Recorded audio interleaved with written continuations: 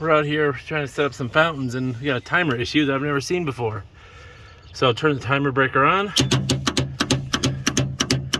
You can see the timer, the contactor for the lights is kicking on and off. And contactors for the pumps aren't doing anything. And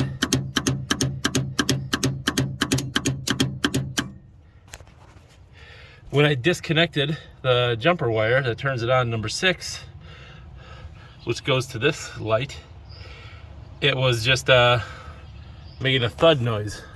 Let me see if I can pull it out and show you.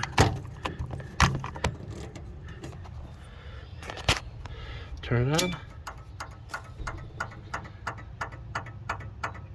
You can hear this timer's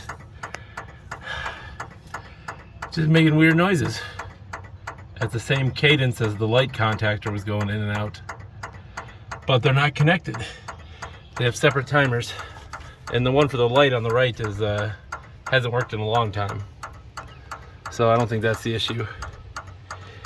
And if I just manually press the contactors in, the fountains do work. So, oh, it might be the time delay here. Might be bad, I don't know.